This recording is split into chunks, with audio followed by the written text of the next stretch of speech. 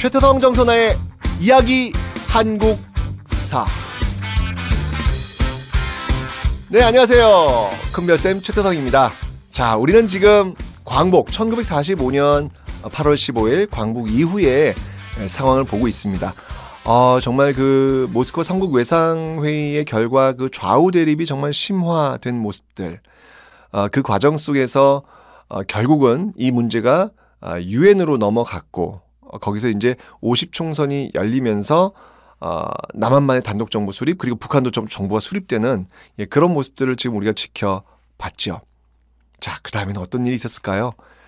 바로 그 분단된 남과 북이 싸우게 되는 6.25 전쟁이 벌어집니다. 북한이 이제 남침을 하죠. 이유는 많이 있습니다. 많이 있는데 그 6.25 전쟁을 일으키기 전에 이런 일이 있었어요. 미국이 말이죠, 이 태평양 지역 그 방위선에서 한반도를 빼요. 이게 뭐냐면 바로 이 애치슨 선언이라고 하는 건데, 이제 가만히 있어봐. 미국이 지금 태평양 그 주역 방어선에서 한반도를 뺐네? 일본을 이렇게 보호하는 어떤 그런 라인이 그어지거든요. 그러니까 김일성 입장에서는 뭐지? 미국이 그럼 한반도를 포기했나? 나만 포기했나? 그래? 그렇다면 이제 이런 이제 오판을 하게 만들 수도 있겠죠.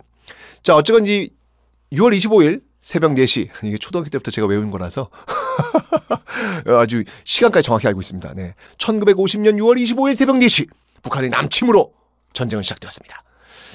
자, 이러면서 이제 이 북한이 파죽지세로 이 탱크를 앞세우고, 이 소련과 중국이 굉장히 많이 원조를 하거든요. 이 소련제 탱크를 앞세워가지고 파죽지세로 내려오게 되면서 국군이 어디까지 밀리냐면요, 이 낙동강 방어선까지 밀립니다. 정말 위기였죠. 그죠? 그러니까 경상도의 그 일부 지역만 남겨두고 지금 뭐 거의 뭐 인공기가 지금 뒤덮고 있는 어떤 그런 장면이 지금 남겨지고 있는 건데, 이런 상황 속에서 이제 유엔군이 참전하면서 좀 전세가 좀 많이 달라지는 양상을 보이게 됩니다. 그 과정에서 그 대표적인 그 작전이 펼쳐지죠. 그게 바로 인천 상륙 작전이 펼쳐집니다. 이게 인천 상륙 작전은 굉장히 드라마틱한 어떤 그런 작전이에요. 왜냐하면 인천의 이 연합군, 유엔군이 상륙을 해버리면 갑자기 허리가 끊기는 거예요. 왜냐하면 북한의 인민군 같은 경우 지금 낙동강 방어선까지 그 주력 부대가 쭉 내려가 있는 상황이었는데, 인천에 지금 딱하니 지금 허리를 잘라버리면 주력 부대가 꼼짝없이 갇혀버리는 상황이 벌어지는 거잖아요. 그죠? 굉장히 그 정말 엄청난 그런 작전을 지금 시행을 한 것이죠. 자, 어쨌건 그래가지고요, 드디어 국군과 유엔군은요 다시 서울을 되찾고 다시 북진! 네, 여러분들 그거 아세요? 38선을 우리 국군이 넘은 날이 있어요. 그날이 몇 월 며칠인지 아세요?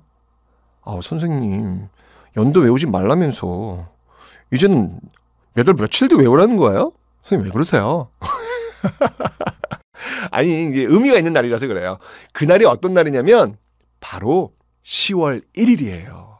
10월 1일이 어떤 날이에요? 모른다. 그렇구나. 안 노네. 10월 1일이 국군의 날입니다. 저는 너무 정확히 알고 있어요. 왜냐하면 저 어렸을 때는 국군의 날을 꼭 놀았거든요. 그래서 옛날에 아버지랑 함께 그 여의도에 와서, 그때 이제 탱크 막 이런 장갑차 막 이런 퍼레이드, 국군 퍼레이드가 있었거든요.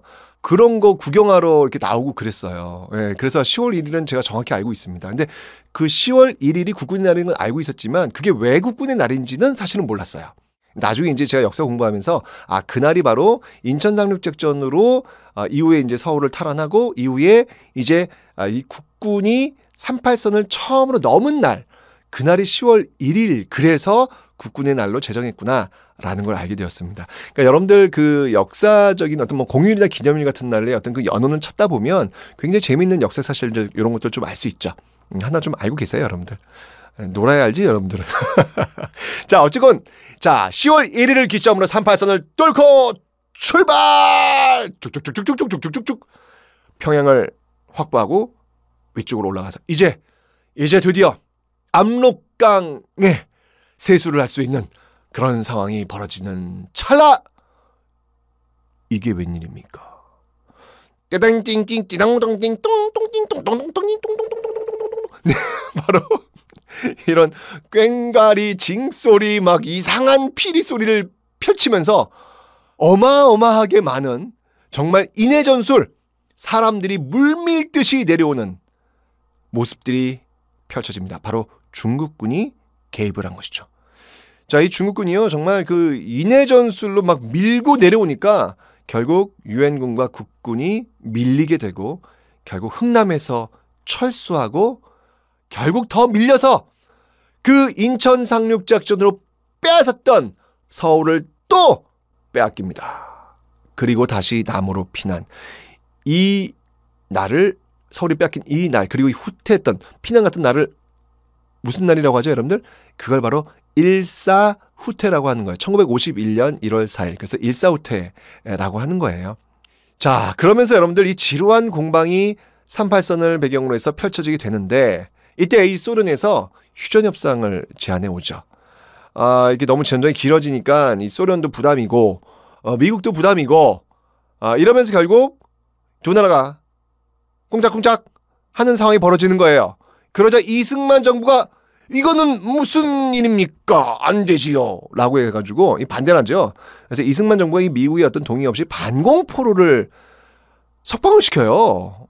이게 지금 뭐냐면 이게 지금 38선에서 지금 미소가 지금 정전, 그러니까 휴전협정을 지금 펼치고 있는데 그 과정에서 지금 포로를, 이 협상의 가장 핵심이 이제 포로 문제거든요. 근데 남쪽에서 포로를 그냥 풀어버린 거예요. 이게 협상들이 굉장히 어려울 거 아니에요. 그럼 이렇게 되면.